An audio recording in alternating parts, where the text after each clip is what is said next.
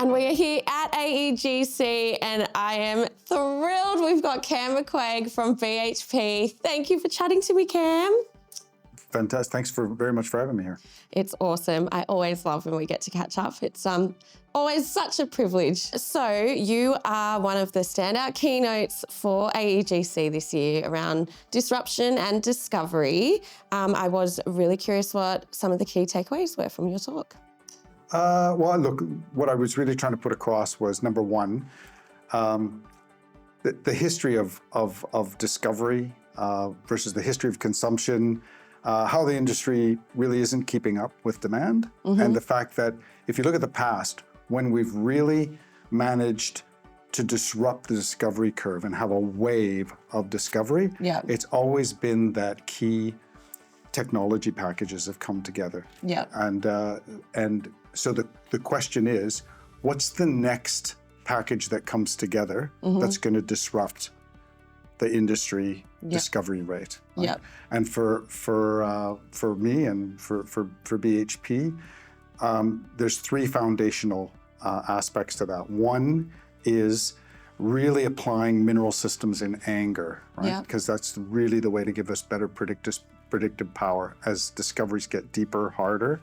Number two is getting knowledge from data. Like with the AI wave, how do you harness that in a way that's meaningful, married to understanding the mineral systems, and gives you better predictive power, much faster, accelerates you towards the discovery. And number three is that, you know, like even though BHP is 90,000 people in a world of 8 billion people, chances are we don't have a monopoly on good ideas, right? So, you know, partnering with peers, with juniors, with external providers, so that we're actually working together to share knowledge, share risk, and then eventually share value in a faster discovery, right? Why do you think this is such an important conversation to be having in the industry right now? I think one of the things that you find is that people tend to, and you know, I've been victim of this myself too, or guilty of this myself, is that you look in the past and you say, in this particular time, these people did this and that worked. So why don't we just do that again? Right? And that's a natural way to go. And while there are some aspects around building culture and stuff like that that definitely are transferable, many of the other aspects were things that came together that were fit for that particular time, geopolitics, you know, access, a range of things, the nature of the discoveries that were being made, and they're not transferable to tomorrow's problem. So the thing I always try to anchor to is nostalgia is not the solution. Right? Nostalgia is not the solution. So that, you know, so you can't pine for what was in the past and think that that's going to work in the future. Right? There's some things transferable, but like, it's how are you going to build the future? And I think, you know, you always want the people in the industry to be thinking that. Not anchoring to the past. So speaking of the future then.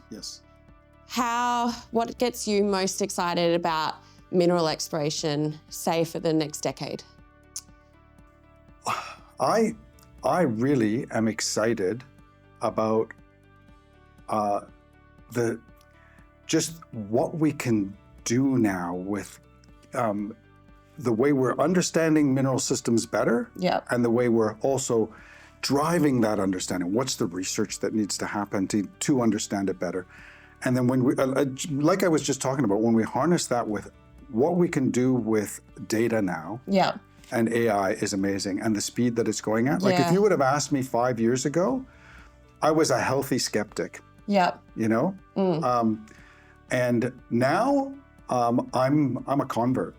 Like really, I'm excited. Like there's still lots of caution. Really embracing it. There's lots of caution, right? Absolutely, about AI and everything. Absolutely, and you'll hear people anchoring to those. Here's where it goes wrong.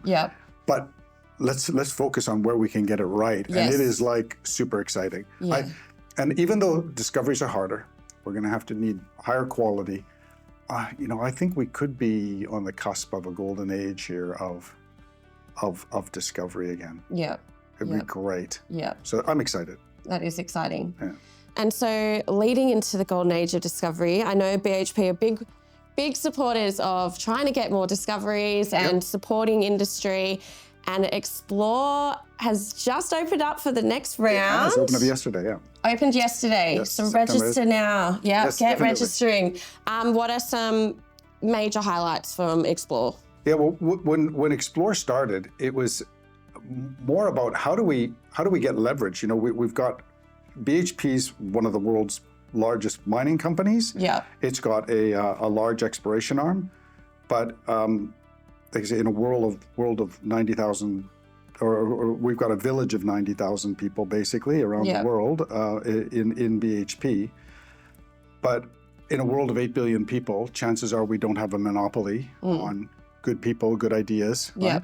So how do we leverage into that to accelerate discovery? And so Explore was set up because we also found that there was a lot of companies that would come to us or that we would work with, and they really, they didn't understand how to work with a major. Yeah. Right? So there is a difference of how you're going to work with a major, and they weren't sort of set up for that. So what Explore does is Explore seeks innovative people, great ideas, projects, and we give them a grant, right? Which is a no strings attached grant, but they also get coaching. They get a technical coach, they get a business coach. They go through boot camps and toolkit camps to actually develop their internal capability. At the end of the Explore program, after a 9-month program basically, at the end, if that opportunity, we see that, let's go with that. Then we work out a commercial partnership with them and can keep going. And we've had about a 50% success rate at this point. But if not, the teams that we don't continue to go with, they're now set up so that they can interact with big players anywhere in the industry. Right? And some of them have come back to us with other ideas too. And they obviously definitely get a look in because we know they know how to work with us. Exactly. Right? So that sounds really so cool. it's really an accelerator to try to build capability, as well as, for us, clearly there's an advantage of, trying to bring in great projects. It'd be really cool to get that inside view of like a company as large as BHP, of the thinking and the strategies and all of that. Can I come be a fly on the wall and just come and hang out with you all? Sure. So you are such a established and respected leader in the industry. You've been with BHP for such a long time, and new roles and lots of changes happening in the last year. I was curious how you got on the path that you did, major moments in your career that sort of shaped the journey that you took.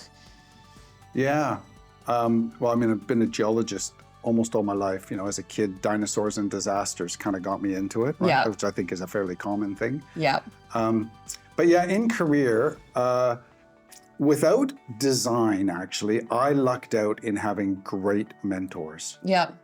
Like from my PhD through to working in SRK, working at CET with a fantastic board around me, and then in BHP, I've always had great mentors. And so that's been pivotal. The other one is childlike curiosity. Yes, curiosity, right? That's a good one. And by that I mean, when I started out, I was doing geology for geologists, right? I was working in SRK and the client was a geologist. And then I started working on integrated projects with engineers and that. And I remember just thinking like, what matters to these guys? And I remember a moment I went in to the head engineer and I went, what keeps you awake at night? And it's like late in the day, so I can only do 5 things, right? And he stopped and went, well, if it could only be these 5 things, it was this, this, this, this, and this. And I said, well, I can't spell those 2. But these other 3, they're just geology. I can do that for you. And then doing geology, and it wasn't necessarily really complex, just really good geology 301, right? And delivered towards their problem. And all of a sudden they thought I walked on water. And I went, wow, like this. So I really got your into, groove. you know, like what is in the end, what is in the mind of an engineer or a geometallurgist or whatever, any discipline, not even into commercial, what really matters to them. Yeah. And then thinking, right, like, so how can I help them through my knowledge of geology, right? And that was pivotal, just being really curious about what drives other people, what, you know, yeah. What keeps Cam up at night? What are your things? What keeps me up at night? Yeah. That's a good question. What keeps me up at night? I think just the excitement of what I'm going to be doing next. Like, I don't mean as in raw. I mean like, you know, like I got a week coming up and we got all these things on and all these projects going, and I'm going to get to go see this part of the world in the geology, or I'm going to hear about this part of the world in the geology. And yeah, and it's cool. It's just cool to be able to make decisions about where to go on the planet. Ready and excited, and it is. Yeah, that's fun. It is. It's I mean, I think with geologists, you find that a lot of geologists, when they go later into their career, a lot of them are giving back all the time, but and B, even after they retire, they're still doing geology. Yeah. You know, like it's because I didn't go into geology to add value to company X. Yeah. Right? I went in because I thought how the earth worked was pretty cool. Yeah. I wanted to work outdoors. Yeah. I wanted to travel. Yeah. Right? And tick, tick, tick, tick. Yeah. You know, like, Bing, bing, yeah. bing. And I went, yeah, I like this. Yeah. Right. I love that. So. You have such a passion for geology, so I cannot wait to ask you this one. If you could have any pocket-sized rock, mineral, planet, whatever you want it to be, as your little geology sidekick, what would it be? Well, look, I actually have a whole farm of pet rocks, right? And I don't like... Are they like on a shelf or what's... They're on a shelf and distributed around the house, and now it's got to the rule if one comes in, one has to go out. Oh no! Yes. I'll take some. Yeah, so they're going, and my daughter starting into geology now, and my wife being a geological engineer, the rocks do collect, so they go out into the rock garden now and stuff like that. Love that. But, and I like to be inclusive. I don't like one rock being jealous of another rock because I'm talking about them or anything, right? But if I had to pick one, yeah. Right now, I have a piece of native copper, right, from Upper Michigan. And why would that be it? Because A, sediment-hosted copper, you know, I only really got into when I came into BHP. Yeah. Number two, and is that we're exploring for copper. Yeah. So there. Number three is, well, it also looks really cool. But Michigan is where part of my family emigrated from Cornwall as miners in the 1800s. From Cornwall? To Michigan, right? We've had this conversation. Yeah, are we cousins? My dad's from Cornwall. Well, there we go. We're going to talk about this later. Related. Yeah. But then from Cornwall, they went to Michigan to mine the copper, and then they went across Lake Superior to Canada to mine the silver at the turn of the 20th century. Right. And so that's part of my family has a nod to your so heritage. there's a little bit of that too, right? Yeah. But keep it quiet. I don't want the rest of the rocks to know the rest of the farm because they'll I won't tell anyone. Good. Yeah. Thanks. Appreciate it. Just all of YouTube. No, well, this has been amazing. It's always a pleasure sitting down with you, Cam. So Likewise. thank you for talking to me. Man, thanks for chatting with me. It's been great. Thanks. Awesome. Thanks, Jess.